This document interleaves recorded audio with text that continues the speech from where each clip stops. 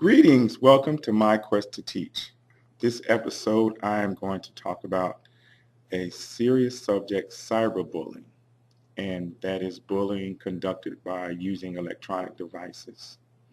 With summer in full effect, a lot of young people, youth, children, teens, young adults are at home or involved in summer camps, vacation Bible school. There's different activities going on in the community that they may be involved in. And also they may be on vacation with their families. And the other alternative also is at home. But these opportunities to use electronic devices are open to all youth. And there's always the potential for some type of bullying or cyberbullying to be conducted. And the reason for this blog is to engage parents in understanding the seriousness of cyberbullying, but also getting them to understand that they have to be a participant in their children's social media activities. I equate social media sometimes to television. There are a lot of adult-oriented television shows on TV now that actually come on before the late hours of 10 and 11 o'clock, and children are watching these programs, and sometimes this allows them to use adult language, or sometimes to think that they can conduct themselves as adults, even though they're children. But I wanted to make sure that parents understood the seriousness of cyberbullying and bullying. It has received major attention from state legislatures across the country and also the federal government because of the potentials that have happened during the course of young people being bullied and cyberbullied. Unfortunately, there have been young people in middle school and high school and even in higher education that have been bullied and cyberbullied to the point where they attempted suicide, and unfortunately some have committed suicide.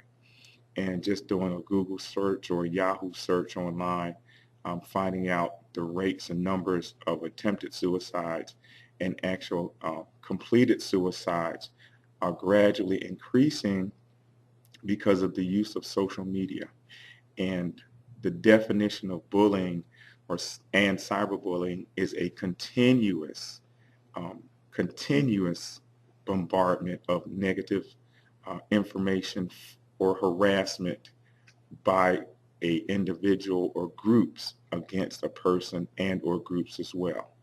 The key word is continuous and also direct. So if it's directly related to behaviors that are considered harassing, demeaning, defiling, racist, or sexist in any way, and it is in a continuous process over a period of time, and it results in emotional or psychological effects on that person or that group, then that is considered bullying or cyberbullying.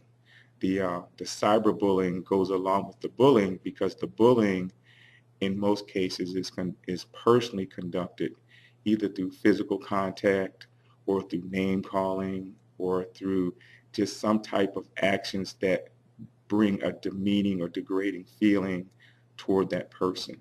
The cyberbullying as a part of that bullying is continuous using cyberbullying methods, either through social media contacts or texting or some kind of other digital means. And I cannot emphasize enough for parents to check their children's digital access, their social media platforms that they use at least twice a month to see what kind of content that they're putting out there, if it's directly related to a particular person or if it's directly related to a particular group, and or if they're receiving inappropriate messages, receiving inappropriate texts, and receiving inappropriate videos, so that parents can understand what is going on in their children's lives.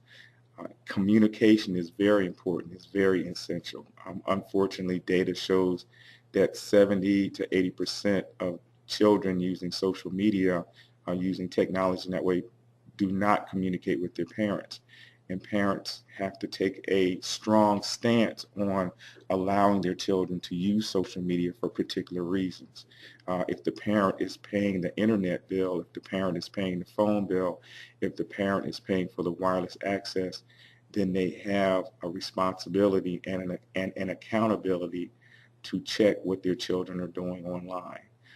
That also goes with at home. If they are using television to watch particular programs, parents are accountable and responsible as well, particularly if they're using premium stations which allow access to adult content. And that's another ball game there in itself, but though that type of information does have an effect on a child or teens or young adults' emotional and psychological state, how they relate to each other, their perceptions of themselves, their perceptions of their environment.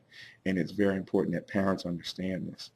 So the name of this blog is called The Matrix of Cyberbullying: Parents Safeguarding Your Home from Cyberbullying. And the reason I named it The Matrix of Cyberbullying, because I reflected back on the movie The Matrix and how Keanu Reeves dealt with a digital environment and the human environment, and how the different dynamics related to each other and how they affected each other. And that also relates to cyberbullying, because parents are very cautious about who physically comes into their homes and what type of involvement, what type of activities a visitor or a potential stranger brings into their home. Well, the same should be applied with electronic means as well, digital means. Parents many times don't know who their children are talking to, who they're Skyping, who they're Facebooking, who they're Twittering, and the other social media sites that their children are involved in the home.